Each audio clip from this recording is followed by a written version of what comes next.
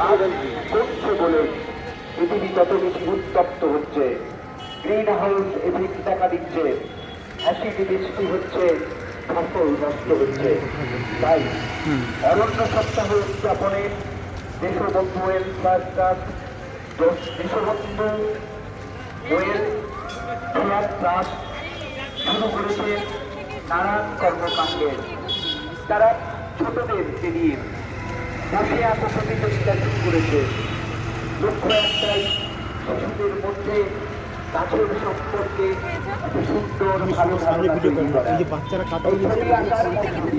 এই বিভিন্ন প্রতিযোগিতার মধ্য দিয়ে গাছকে ভালোবাসার, প্রকৃতিকে ভালোবাসার, পরিবেশকে সুন্দর রাখার বার্তা যাচ্ছে।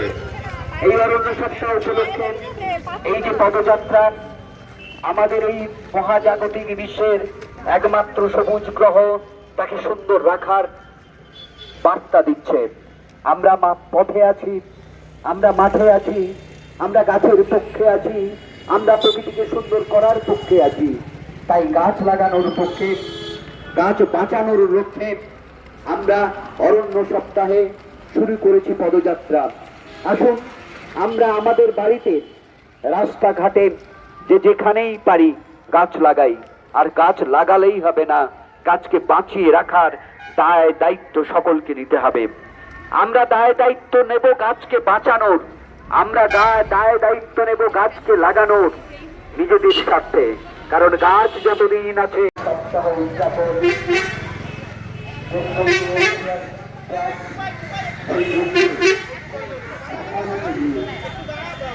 একটি গাছ যদি প্রয়োজনে কাটি, অন্তত একটি গাছ যেন লাগাতে পারি। এই মানসিকতা আমাদের সভ্যতার পক্ষে, আমাদের সুস্থতার পক্ষে একটা শুভ সংকেত তৈরি করুক। এই বাসনা নিয়ে, এই কামনা নিয়ে, এই উদ্দেশ্য নিয়ে দেশবন্ধু ওয়েলফেয়ার ট্রাস্ট শুরু করেছে অরণ্য সপ্তাহ উদযাপন। আপনারাও এই অরণ্য সপ্তাহকে সামনে রেখে গাছের পক্ষে, গাছকে বাঁচানোর পক্ষে আসুন আমরা যে যার দায়িত্ব পালন। সভ্যতা আমার ধ্বংসের সম্মুখীন হলো। আমরা বুঝলাম গাছ যতদিন ছিল ততদিন সহজ ছিল, ততদিন আমরা সুস্থ ছিলাম। আমরা গাছ অরণ্য ধ্বংস করে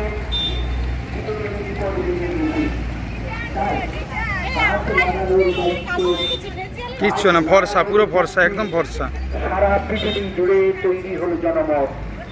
লক্ষ্য একটাই, এই পৃথিবীকে গাছ গাছালিতে ভরিয়ে শস্য শ্যামলা করে আমাদের জীবন জীবিকাকে এখানে গল্প করলে হবে না। তাই সারা পৃথিবী এবং একটা বন সৃজন করে ফেলেছিলেন। দূর থেকে মাটি আনিয়ে কোনো কোনো গাছের গোড়ায় ঢেলে সেই গাছগুলোকে সুন্দর করে প্রতিষ্ঠা করতে চেয়েছেন। কি সুন্দর সুন্দর নাম! যারা শান্তিনিকেতনে গিয়েছেন দেখবেন সেখানে ছাতিমতলা বৃক্ষের নামে, আম্রকুঞ্জ, বকুলবীথি, বেনুবন, তালধ্বজ, একটা গাছ তাল গাছ, তার চতুর্দিকে একটা ঘর তৈরি করে ফেলা হয়েছে, তার নাম নেওয়া হয়েছে তালধ্বজ। শুধু তাই নয়, যখন আশ্রম প্রথম গড়ে ওঠে শান্তিনিকেতনে ব্রহ্মচর্যাশ্রম, তখন তার একটা চিঠির কথা আমি কোট আনকোট একটু পড়ে শোনাচ্ছি। চিঠিটি ছিল এইরকম। তিনি আজ থেকে 116 বছর আগে ক্ষিতিমোহন সেনকে একটা চিঠি লিখছেন। আশ্রমের পশুপক্ষী তরুলতার সহিত ছাত্রদের চিত্তের যোগ সাধনের জন্য চেষ্টা করা আবশ্যক। গ্রীষ্মে সহকার বনের উৎসব, সহকার বন মানে আমবন, আমবনের উৎসব। বর্ষায় সপ্তপর্ণ কুসুমোদ্গমের উৎসব। সপ্তপর্ণ বলতে ছাতিম গাছ, যা 7টি পাতা একসঙ্গে, এবং শান্তিনিকেতনে যে ছাত্ররা দীক্ষিত হতো মানে মানপত্র হিসাবে একটা করে ছাতিম পাতা তাদের হাতে তুলে দেওয়া হতো। শরতে শেফালিতলার উৎসব, বসন্তে শাল মঞ্জরির উৎসব।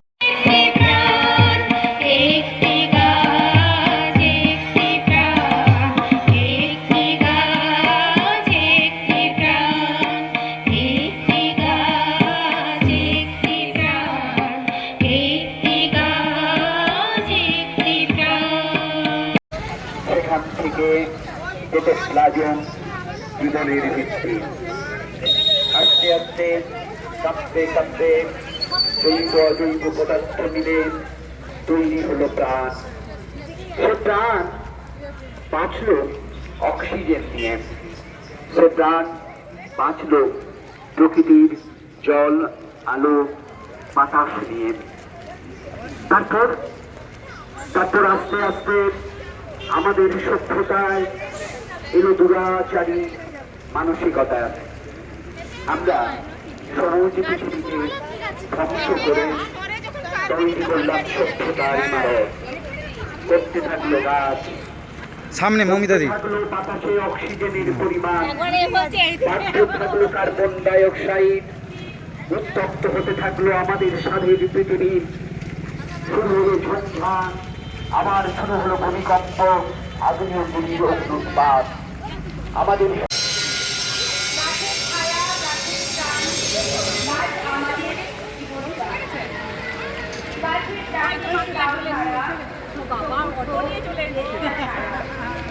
গাছ লাগাই, গাছ বাঁচাই, সবুজ পৃথিবী ভরে যায়। সবুজ গাছ, নির্মল প্রাণ, এটাই হোক খাবার দেয়। লাইন করে প্রকৃতি বাঁচাও, প্রাণ বাঁচাও, সবুজ পৃথিবী ফিরিয়ে আনাও।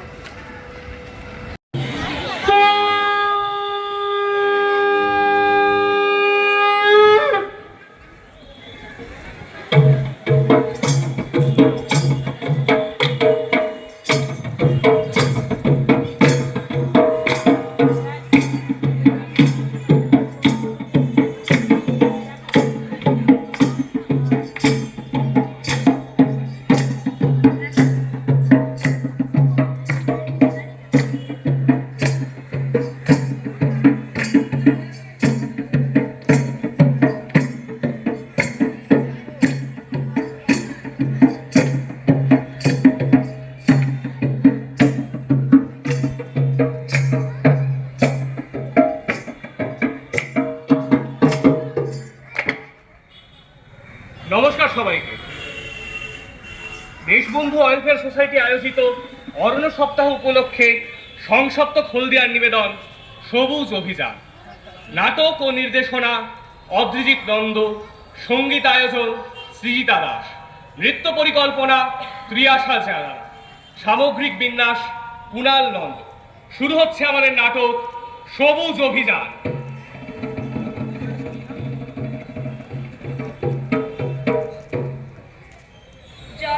জয় রুদ্র রোষে মহাপ্রলয় জাগে, কেঁপে ওঠে চতুর্দিক কাল বৈশাখীর আগে। অরণ্যের জটা সিঁড়ি উন্মত্ত বায়ু ধায়, বসুধার বক্ষ ভেদি মহাকাল দরজায়। সেই মত গন্ধ ভরে অন্ধ মানব তুই, প্রকৃতির পূর্ণ বেদী করিছে নির্মূল। শুকায় নীলচর ধারা, খরায় বিনাশ, বিষ বাষ্পে চরাচর তব রুদ্ধ নিঃশ্বাস।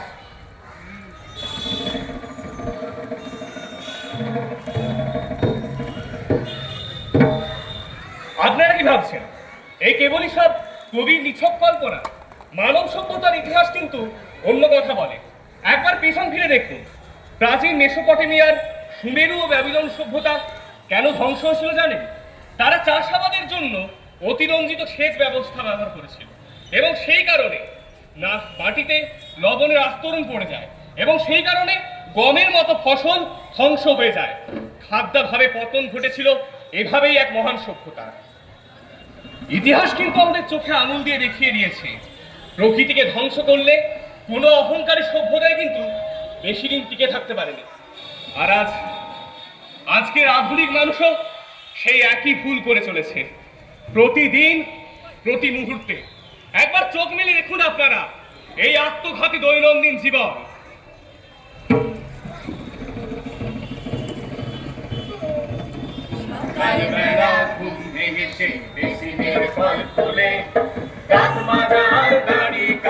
চলছে আপন ভুলে, হাজার লিটার নীলের চলে অপচয় যে হয়। ট্রেনে বয়ে যাচ্ছে জীবন তবুও নেই হয়।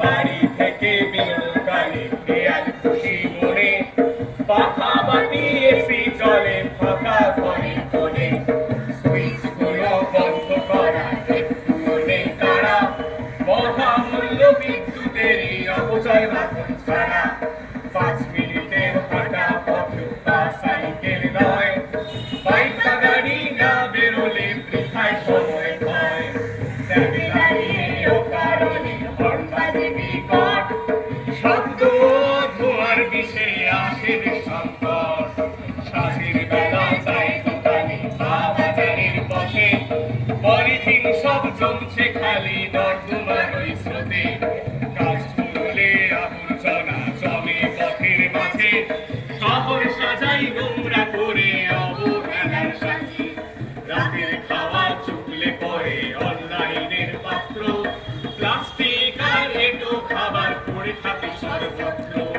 শুকনো ভেজা বর্জ্য আলাদা করার সময় নাই জানলা দিয়ে বাইরে ছুরি অন্য গতি নাই গভীর রাত্রে গরম লাগলে এশিয়ার ফেরোয় চলে চারচার বাতিগুলো অকারণেই চলে আমাদের এই বিলাসিতায় কয়লা খানিক পড়ে বিষাক্ত সব কার্বন হাওয়া এই বাতাসে ওড়ে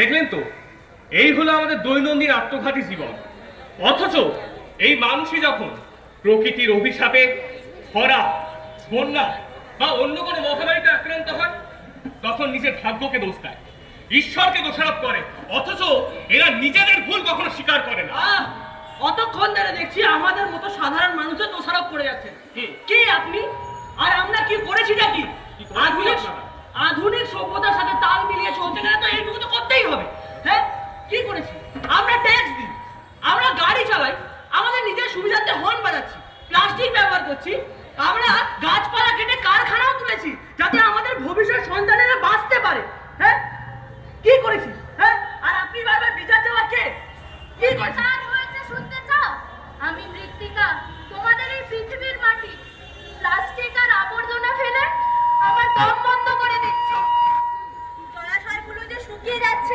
তার খবর তোমরা রেখেছো আমি কলও নিইনি তোমাদের নদী আর জল আজ সকালে যেমন মেশিনের কল খুলে জল নষ্ট করলে তেমন এই কোটি কোটি মানুষ নষ্ট করছে আমার জল আমি সমীরণ তোমাদের শ্বাস নেওয়ার বাতাস একবার নিজের ওই ফুসফুসের দিকে তাকিয়ে দেখো বিষাক্ত এই কালো ধোঁয়ায় কেমন কালো হয়ে গেছে আর আমি অরণ্য এই পৃথিবীর ফুসফুস তোমাদের যে ঘর বাড়ি ফ্ল্যাট এবং কারখানা বানাতে গিয়ে হাজার হাজার গাছ কেটে ফেলছো একবারও কি ভেবেছো এই হাজার হাজার পশু পাখিদের ঘর বাড়ি ভেঙে দিলে তারা থাকবে কোথায় তারা যাবে কোথায় আজ তারা দিশেহারা পৃথিবী থেকে হারিয়ে যাচ্ছে অসংখ্য অসংখ্য বন্যপ্রাণী ঘরের ময়লা ফেলছো ফেলো কিন্তু অন্তত ভেজা আর শুকনো ময়লাটুকু আলাদা করতে শেখো প্লাস্টিক পলিথিন পচা জিনিস সবই মাটিতে মিশিয়ে দিচ্ছ সামান্য দূরত্বেও কি সাইকেলের প্রয়োজন হয় সামান্য দূরত্বেও তোমরা গাড়ি ব্যবহার করছো সাইকেল ব্যবহার করে দেখো কলকারখানা ও বাড়ি নোংরা জল আমার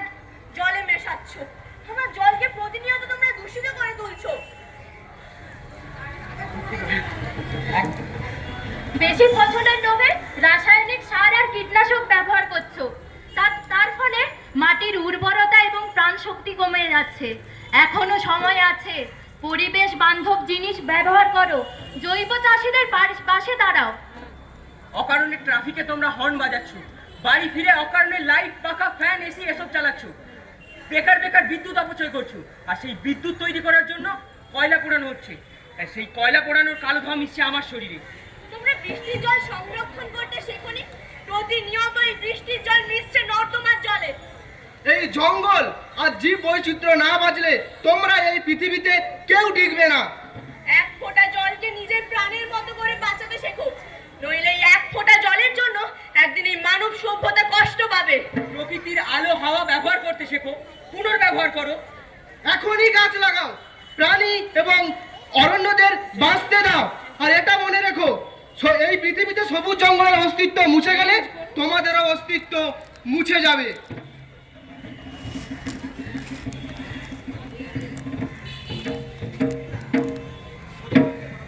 বিষাক্ত এই সভ্যতার ভাঙো আজ অহংকার প্রকৃতি মাতার বক্ষ জুড়ে শোনো এই হাহাকার। পলিথিন আর বিষের বাণী, জীর্ণ আজ মাটির কোল, জৈব চাষ ফিরিয়ে আনু, সবুজ প্রাণের কলরল। জলের অপচয় শুকায় স্রোতধারা, বৃষ্টির জলে সিক্ত করুক রুক্ষ বসুন্ধরা। সৌরবায়ুর পূর্ণ আলোয় মুছুক বিষের ধোঁয়া, তিন নীতিতেই এই ধরনী পাপ জীবনের ছোঁয়া। বৃক্ষ ও বন্যপ্রাণীর রক্ষাতে আজ জাগুক প্রাণ, সুস্থ ধরা গড়ার পরেই মোদের এই অভিযান। আমাকে ক্ষমা করুন, আমি বুঝতে পেরেছি আমার ভুল।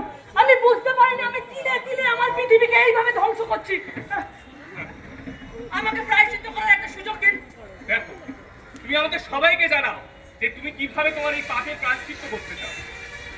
আমাদের এই সবুজ অভিযানে আমি অংশগ্রহণ করতে চাই।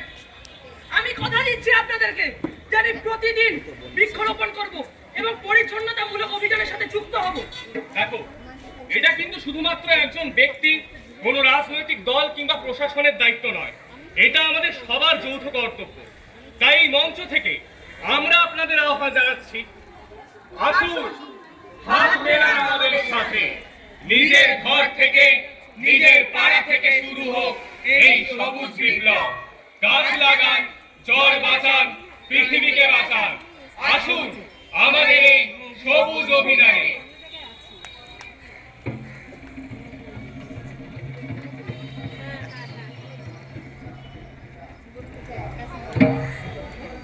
বিষাক্ত আর বসুন্ধরা, কারোর গাছের উচ্ছ্বাস, আবর্জনা ও বর্জ্যস্তুতে ধরণী যেন জীবন্ত লাশ। মাটি, বায়ু, জল কাঁদে অহর্নিশ, শরীরাতেও আর্তনাদ। মানুষ, তুমি সময় থাকতে ঘোচাও তোমার অপরাধ। প্রকৃতির এই দুর্দিনে তাই আজ করো নব অঙ্গীকার। সবুজ বসুধা গর্ব সকলে, এই হোক শপথ আমার। সবুজ বসুধা গর্ব সকলে, এই হোক শপথ আমার। সবুজ বসুধা গর্ব সকলে, এই হোক শপথ আমার।